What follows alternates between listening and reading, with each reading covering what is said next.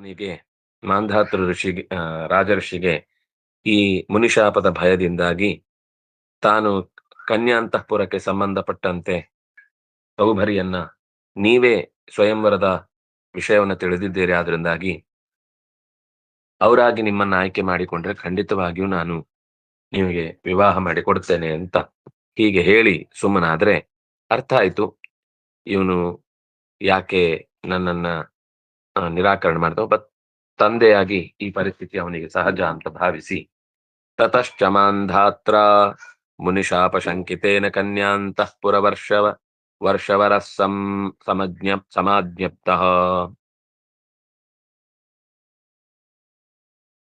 ಎಲ್ಲಿವರೆಗಾಯ್ತು?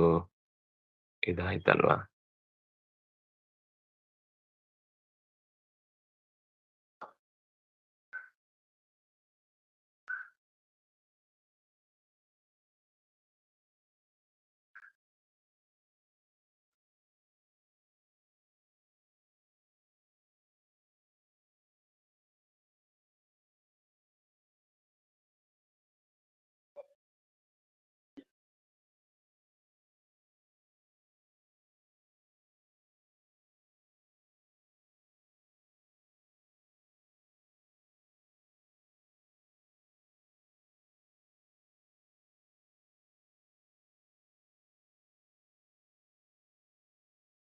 ಅಯಂ ಈ 83 ಆಗಿತ್ತು ಅನ್ಸುತ್ತೆ. 84 ಆಗಿತ್ತು. 84 ಮತ್ತೊಮ್ಮೆ ಓದ್ತೇನೆ. ಅಯಮನ್ಯೋ ಅಸ್ಮತ್ ಪ್ರತ್ಯಾಖ್ಯಾನೋಪಾಯ, ನಮ್ಮನ್ನ ಹೊರಗಿಡುವ ಪ್ರಯತ್ನ. ವೃದ್ಧೋಯಂ ಅನಭಿಮತಃ, ವಯಸ್ಸಾಗಿದೆ, ಇವನನ್ನು ಯಾರು ಒಪ್ಕೊಳ್ತಾರೆ. ಸ್ತ್ರೀಣಾಂ ಅನಭಿಮತಃ, ಯಾರೇ ಆದ್ರೂ ಕೂಡ ನಿರಾಕರಿಸ್ತಾರೆ, ಇನ್ನು ಕನ್ಯಕೆಯರಂತೂ ಖಂಡಿತವಾಗಿಯೂ ಇಷ್ಟಪಡುವುದಿಲ್ಲ ಅನ್ನೋದನ್ನ ಚಿಂತಿಸಿ ಏತದಭಿಹಿತಂ, ಇದನ್ನು ಹೇಳಿದ್ದಾನೆ.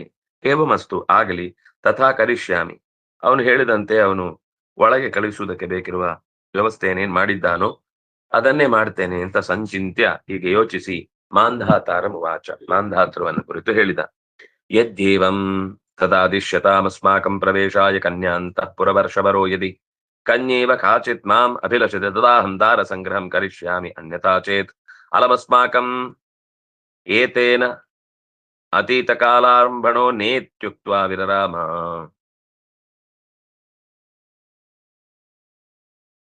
ಹೌದಪ್ಪ, ನೀನ್ ಹೇಳಿದ್ದು ಸರಿ. ತದಾದಿಶ್ಯತ ಅಂತ ಹೇಳು, ಅಂತಃಪುರಕ್ಕೆ ನಾವು ಬರ್ತಾ ಇದ್ದೇವೆ ಅಂತ ಅನ್ನೋದನ್ನ ತಿಳಿಸ್ಲಿ. ಯಾಕಂದ್ರೆ ಅವರು ಅವರವರ ಏನೇನೋ ಕಾರ್ಯಪ್ರವೃತ್ತಿಯಲ್ಲಿ ಇರ್ತಾರೆ. ಹೇಳದೆ ಯಾವತ್ತೂ ಕೂಡ ಯಾರದೇ ಕೋಣೆಗಾಗ್ಲಿ ಅಥವಾ ಯಾರದೇ ಮನೆಗಾಗ್ಲಿ ಹೋಗ್ಬಾರ್ದು. ಅದರಲ್ಲೂ ವಿಶೇಷವಾಗಿ ಅಂತಃಪುರಗಳಿಗೆ ಚಲಿಸುವಾಗ ನಮ್ಮ ಬಗ್ಗೆ ಎಚ್ಚರ ಇರಬೇಕು. ನೀನು ತಿಳಿಸಿಬಿಡು, ಯಾರಾದ್ರೂ ಕನ್ಯೆ ನನ್ನನ್ನ ಅಪೇಕ್ಷೆ ಪಟ್ರೆ ಆಗ್ಲೇ ನಾನು ಅವಳನ್ನ ಸ್ವೀಕಾರ ಮಾಡ್ತೇನೆ ಹೊರತು ಅವಳ ಮನಸ್ಸಿಗೆ ವಿರುದ್ಧವಾದ ರೀತಿಯಲ್ಲಿ ನಡ್ಕೊಳ್ಳಲ್ಲ. ಒಂದ್ ವೇಳೆ ಅದು ನಡೆಯಿತು ಅಂತಂದ್ರೆ ನಾವಿಲ್ಲಿ ಬಂದದ್ದು ಸರಿ ಹೋಗುತ್ತೆ. ಆ ಇಲ್ಲ ಅಂದ್ರೆ ಬಿಡು, ಏನ್ ತೊಂದ್ರೆ ಇಲ್ಲ ಇತಿ ಹೇಳಿ ವೀರರಾಮ ಹೀಗೆ ಹೇಳಿ ಸುಮ್ನಾಗ್ತಾನೆ. ಅಲಂ ಅಸ್ಮಾಕಂ ಏತೇನ, ಈ ಕಾರ್ಯಪ್ರವೃತ್ತಿಯಿಂದ ನಾವು ಕೂಡ ಹಿಂದೆ ಸರಿತೇವೆ, ಹೊರಟು ಹೋಗ್ತೇವೆ. ತತಶ್ಚ ಮಾಂಧಾತ್ರಾಂ ನಿಶಾಪ ಶಂಕಿತೇನ ಕನ್ಯಾಂತಃಪುರ ವರಸ್ ಸಮಾಜ್ಞಪ್ತಃ. ಆಗ ಮಾಂಧಾತೃ ತಕ್ಷಣವೇ ಅಯ್ಯೋ, ಕನ್ಯಾಂತಪುರಕ್ಕೆ ಹೋಗ್ಬೇಕಾ ಅಂತ ಹೋಗಿ ನೀವೇ ನೋಡ್ಕೊಳ್ಳಿ ಅಂದ್ರೆ ಬೇಡ ಅಂತ ಬಿಡ್ತಾರೆ ಅನ್ಕೊಂಡ್ರೆ ಹೋಗೇ ಬಿಡ್ತೇನೆ ಅಂತಾನೆ ಪುಣ್ಯಾತ್ಮ. ಇರ್ಲಿ, ಹೋಗಿ ಬರುದಾದ್ರೆ ಅದು ಒಂದಾಗೋಗ್ಲಿ. ಆದ್ರೆ ಭಯ ಏನು ಅಂದ್ರೆ ಅವ್ರೇನಾದ್ರೂ ತಿರಸ್ಕಾರ ಮಾಡಿ ಏನು ನಿಮ್ಮ ಮಕ್ಕಳೆಲ್ಲ ನನ್ನನ್ನು ಅವಮಾನ ಮಾಡ್ತಾರೆ ಅಂತ ಶಾಪ ಕೊಡ್ತಾನೋ ಅಂತ ಒಳಗಿನಿಂದ ಒಂದು ಸಣ್ಣ ಭಯ. ಆದ್ರೂ ದೇವರಿಟ್ಟ ಹಾಗಾಗತ್ತೆ. ಸಮಾಜಪ್ತಃ, ಸರಿಯಾಗಿ ಗಮನಿಸಿ ಅಲ್ಲಿ ಅವರಿಗೆ ಯಾವುದೇ ತೊಂದರೆ ಆಗದಂತೆ ನೋಡ್ಕೊಳ್ಳುವ ವ್ಯವಸ್ಥೆಯನ್ನ ಹೇಳಿ ಆದೇಶ ಮಾಡಿ ಕಳುಹಿಸಿದ. ತೇನ ಸಹ ಕನ್ಯಾಂತಃಪುರ ಪುರಂ ಪ್ರವಿಶನ್ನೇವ, ತಾನು ಕೂಡ ಅವ್ರ ಜೊತೆಗೆ ಹೆಜ್ಜೆ ಹಾಕಿದ. ಏನಾದ್ರೂ ಹೆಚ್ಚು ಕಮ್ಮಿ ಆದ್ರೆ ಮ್ಯಾನೇಜ್ ಮಾಡ್ಬೇಕಲ್ಲ, ಅದಕ್ಕೋಸ್ಕರ ಪ್ರವಿಶನ್ನೇವ ಭಗವಾನ್ ಅಖಿಲ ಸಿದ್ಧ ಗಂಧರ್ವೇಭ್ಯೋ ಅತಿಶಯೇನ ಕಮನೀಯಂ ರೂಪಮಕರೋತ್. ಒಳಗೆ ಹೋಗುವಾಗ ಅವನ ದೈಹಿಕವಾದ ಸ್ಥಿತಿಯೇ ಬೇರೆ ಆಯ್ತು. ಗಂಧರ್ವ ಲೋಕದ ಅತ್ಯಂತ ಸ್ಫುರದ್ರೂಪಿಯಾದಂತಹ ವ್ಯಕ್ತಿಯಂತೆ ಆಕರ್ಷಕವಾದಂತಹ ರೂಪವನ್ನು ತೊಟ್ಟು ಒಳಕ್ಕೆ ಪ್ರವೇಶಿಸಿದ. ಪ್ರವೇಶ್ಯ ಚ ತಂ ಋಷಿಂ ಅಂತಃಪುರೇ ವರ್ಷವರಾಹ ವರ್ಷವರಸ್ತಾಹ ಕನ್ಯಾ ಪ್ರಾಹ. ಆ ಹೆಣ್ಣು ಮಕ್ಕಳೆಲ್ಲ ಒಳಗೆ ಋಷಿ ಒಳಗೆ ಬರ್ತಾ ಇರುವಾಗ ವರ್ಷವರನ ಹತ್ರ ಹೇಳಿದ್ರು, ಭವತೀನಾಂ ಜನಯಿತ, ಆ ಕನ್ಯವರ ತಾಹ ಕನ್ಯಾ ಪ್ರಾಹ, ಆ ಹುಡುಗಿಯರಿಗೆ ಈ ವರ್ಷವರ ಅಂದ್ರೆ ಒಳಗೆ ಬಿಡುವಂಥವನು, ಅಂತಃಪುರ ರಕ್ಷಕ ಅಂತ ಅರ್ಥ ವರ್ಷವರ ಅಂದ್ರೆ. ಅವನು ಅಂತಃಪುರದಲ್ಲಿ ಹೋಗಿ ಹೀಗೆ ಮುನಿಗಳು ಬರ್ತಾ ಇದ್ದಾರೆ ಅಂತ ತಿಳಿಸಿದ. ಭವತೀನಾಂ ಜನಯಿತ, ನಿಮ್ಮ ತಂದೆಯಾದ ಮಹಾರಾಜನು ಕೂಡ ಸಮಾಜ್ಞಾಪಯತಿ, ಹೇಳ್ತಾ ಇದ್ದಾನೆ ಈ ಮಾತನ್ನ. ಅಯಮಸ್ಮಾನ್ ಬ್ರಹ್ಮರ್ಷಿ ಕನ್ಯಾರ್ಥಂ ಸಮಭ್ಯಾಗತಃ, ಈ ಬ್ರಹ್ಮರ್ಷಿಯು ಕನ್ಯಾರ್ಥಿಯಾಗಿ ಬರ್ತಾ ಇದ್ದಾನಂತೆ. ಮಯಾಚಾಸ್ಯ ಪ್ರತಿಜ್ಞಾನಂ ಯದಸ್ಮತ್ ಕನ್ಯಾ ಯಾ ಕಾಚಿತ್ ಭಗವಂತಂ ವರಯತಿ ತತ್ ಕನ್ಯಾಯಾ ಶಬ್ದೇ ನಾಹಂ ಪರಿಪಂಥಾನಂ ಕರಿಷ್ಯಾಮಿ ಇತಿ ಆಕರ್ಣ್ಯ ಸರ್ವಾಹ ಏವ ತಾಃ ಕನ್ಯಾಃ ಸಾನುರಾಗಾಃ ಸಪ್ರಮದಾಃ ಕರೇ ಕರೇಣ ಕರೇಣವ ಇವ ಅಭಿಯೂಥಪತಿಂ ತಂ ಋಷಿಂ ಅಹಮಹಮಿಕಯಾ ವರಯಾಂಬಭೂವ ಊಚುಶ್ಚ. ನಾನು ಪ್ರತಿಜ್ಞೆ ಮಾಡಿದ್ದೇನೆ, ಯಾವ ಹೆಣ್ಣು ಈ ಪೂಜ್ಯನಾದಂತಹ ಋಷಿಯನ್ನ ವರಿಸುತ್ತಾಳೋ ಅವಳನ್ನ ನಾನು ಯಾವುದೇ ಬೇಸರ ಇಲ್ಲದೆ ವಿವಾಹ ಮಾಡಿಕೊಡ್ತೇನೆ ಅಂತ ಹೇಳಿದ್ದೇನೆ ಅಂತ ತಂದೆಯ ಆಜ್ಞೆಯನ್ನ ಆ ವರ್ಷವರ ನಿರೂಪಿಸ್ತಾನೆ. ನಾನು ರಾಜನೇ ಬರ್ತಾನೆ ಅಂತ ಹೇಳಿದ ಅಲ್ಲ, ಅಲ್ಲಿ ಹಿಂದೆ ತೇನ ಸಹ ಕನ್ಯಾಂತಃಪುರಂ ಪ್ರವಿಶನ್ ವರ್ಷವರನನ್ನ ಕಳುಹಿಸಿದ ಅಂತ ಅವನು ರಾಜನ ಆದೇಶವನ್ನು ಹೇಳ್ತಾ ಇದ್ದಾನೆ. ಹೇಳಿ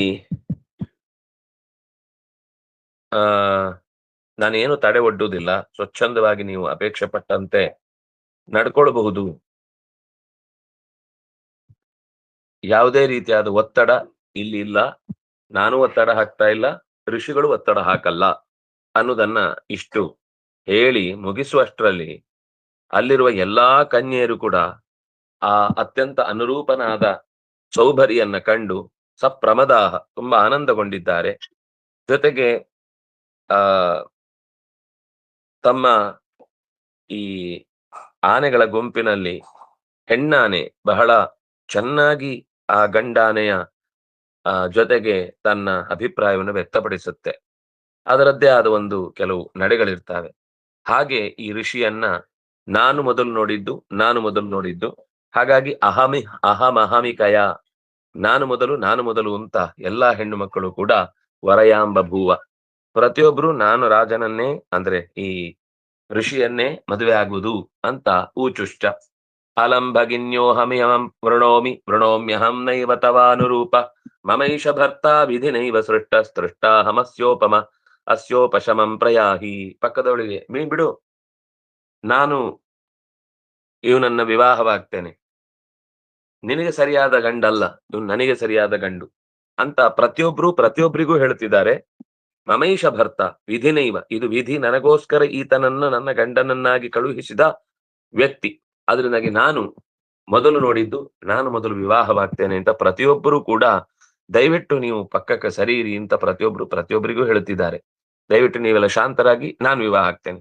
ವೃತೋ ಮಯಾಯಂ, ನಾನು ಮೊದಲು ನೋಡಿದ್ದು, ಪ್ರಥಮ ಮಯಾಯಂ, ಇನ್ನೊಬ್ಬಳೆ ನಾನು ಮೊದಲು ನೋಡಿದ್ದು, ಗೃಹಂ ವಿಷಯನ್ನೇವ ವಿಹನ್ಯತೆ ಕಿಂ, ನಾನು ಅಲ್ಲಿ ಬರ್ತಾ ಇರ್ಬೇಕಾದ್ರೆ ನೋಡಿದ್ದೆ, ಅದರಿಂದಾಗಿ ನಾನು ಮಯೇತಿ ಕ್ಷಿತಿಪಾತ್ ಪ್ರಜಾನಾಂ ತದರ್ಥಮತ್ಯರ್ಥ ಕಲಿರ್ಬಭೂವ. ಅದರಿಂದ ಕೋಲಾಹಲ ಶುರುವಾಯಿತು. ಎಲ್ಲರೂ ಕೇಳಿಸ್ಕೊತಾ ಇದ್ದಾರೆ, ಏನು ಆಗ್ತಾ ಇದೆ ಒಳಗೆ, ಶಬ್ದ ಆಗ್ತಾ ಇದೆ, ನಾನು ಮೊದಲು ನಾನು ನೋಡಿದ್ದು, ನಾನು ವಿವಾಹವಾಗ್ತೇನೆ ಅಂತ. ಯದಾ ಮುನಿಸ್ತಾಭಿರತೀವ ಅತೀವ ಹಾರ್ದಾತ್ ವೃತಸ್ಸ ಕನ್ಯಾಭಿರ ಅನಿಂದ್ಯ ಕೀರ್ತಿ ತದಾ ಸ ಕನ್ಯಾಧಿಕೃತೋ ನೃಪಾಯ ಯಥಾವದಾಚಷ್ಟ ವಿನಮ್ರ ಮೂರ್ತಿ. ಆ ಅಂತಃಪುರ ಪ್ರವೇಶ ಮಾಡಿಸಿದಂತಹ ಸೇವಕವರ ನಡೆದ ಸಂಗತಿಯನ್ನ ಹೇಳುತ್ತಾನೆ.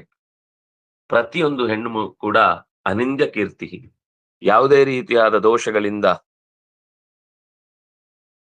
ಅಂದ್ರೆ ಯಾವುದೇ ದುರ್ವರ್ತನೆ ತೋರದೆ ಅತ್ಯಂತ ಸಹಜವಾಗಿ ತನ್ನೊಡನೆ ಬಂದಂತಹ ಋಷಿಯ ಬಗೆಗೆ ಅವರಿಗೆ ಮೂಡಿದ ಅನುರಾಗ ಪ್ರತಿಯೊಬ್ರು ಕೂಡ ಕನ್ಯಾಧಿಕೃತ ಕನ್ಯರೇ ಹೇಳಿ ಕಳಿಸ್ತಾರೆ, ನಮ್ಮ ಅಪ್ಪನಿಗೆ ಬೇರೆಗೆ ಹೇಗೆ ಕಳಿಸು, ವಿವಾಹಕ್ಕಾಗಿ ವ್ಯವಸ್ಥೆ ಮಾಡಿ ಅಂತ.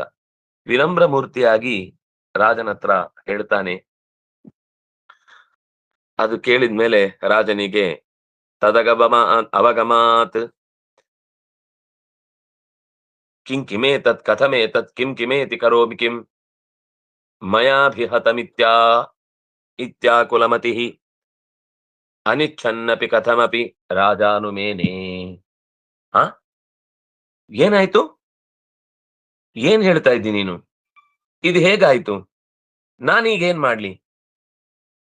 ನಾನು ಅವ್ರ ಹತ್ರ ಏನು ಅಂತ ಮಾತಾಡ್ಬೇಕೀಗ? ಅಯ್ಯೋ, ನಾನ್ ಯಾಕೆ ಅವ್ರನ್ನ ಒಳಗ್ ಕಳಿಸ್ಬಿಟ್ಟೆ ಅಂತ ಈ ರೀತಿ ಅನೇಕ ಬಗೆಯ ಯೋಚನೆಗಳನ್ನ ಮಾಡ್ತಾ ವ್ಯಾಕುಲ ಚಿತ್ತನಾಗಿ, ಅಯ್ಯೋ ಇದೇನೋ ಆಗೋಯ್ತಲ್ಲ, ನಾನು ಯಾರು ಒಬ್ರು ಕೂಡ ಇಷ್ಟಪಡದೆ ಕಳಿಸ್ಬಿಡ್ತಾರೆ, ಅವನಿಗೆ ಒಳಗೆ ಏನಾಗಿದೆ ಗೊತ್ತಿಲ್ಲ.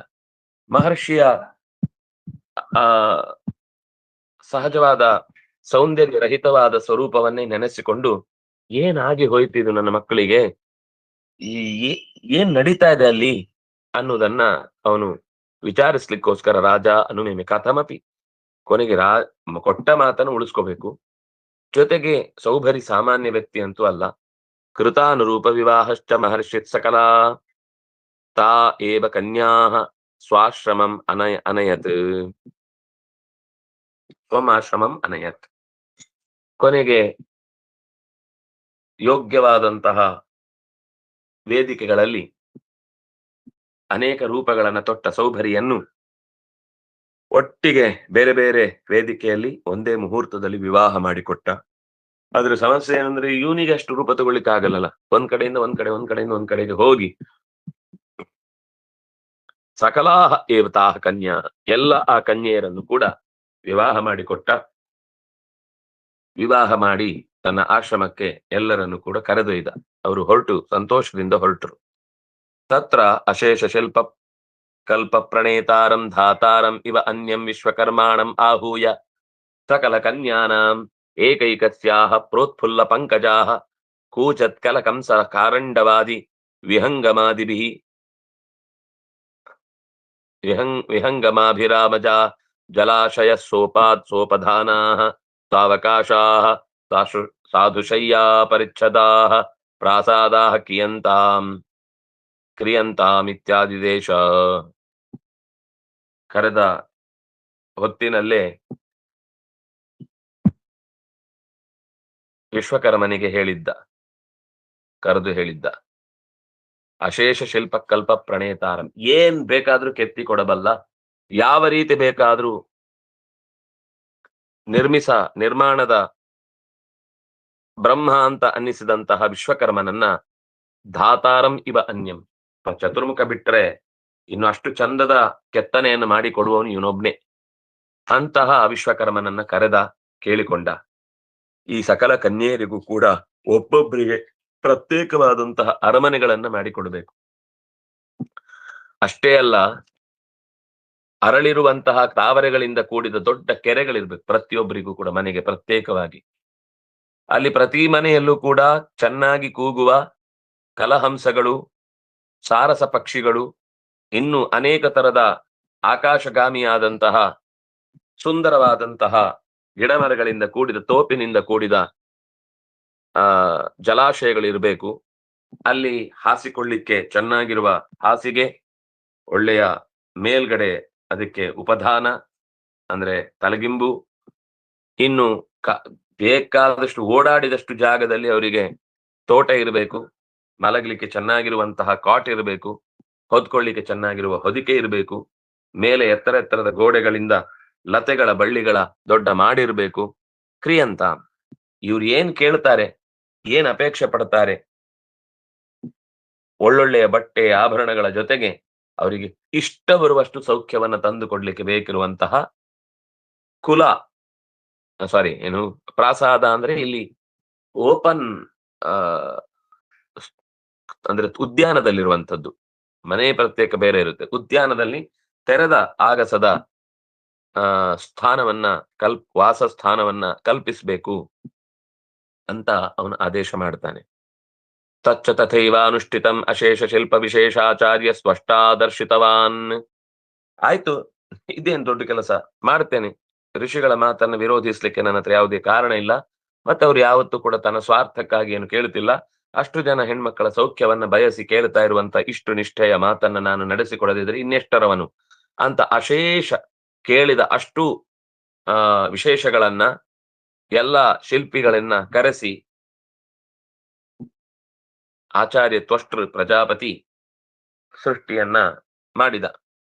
ತತಃ ಪರಮರ್ಷಿಣ ಸೌಭರಿಣಾಜ್ಞಪ್ತಸ್ತೇಷು ಗೃಹೇಶು ಅನಿವಾರ್ಯಾನಂದದ ಆನಂದನಾಮ ಮಹಾನ್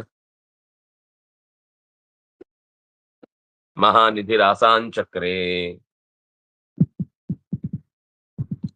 ಪರಮ ಋಷಿಯಾದಂತಹ ಸೌಭರಿಯ ಆಜ್ಞೆಯನ್ನ ಹೊತ್ತು ಋಷಿಗಳೆಲ್ಲ ಈ ತಕ್ಷಕರು ಅಂದ್ರೆ ತಕ್ಷರು ಅಂತಂದ್ರೆ ಕೆತ್ತುವವರು ಎಲ್ಲರೂ ಕೂಡ ಮನೆಗಳನ್ನ ಕಟ್ಟಿದ್ರು. ಆನಂದ ಅನ್ನುವ ಹೆಸರಿನಿಂದ ದೊಡ್ಡದಾದ ಸಂಪತ್ತಿನ ನಿಧಿಗೆ ಅನುಕೂಲಕರವಾದಂತಹ ವಾತಾವರಣವನ್ನ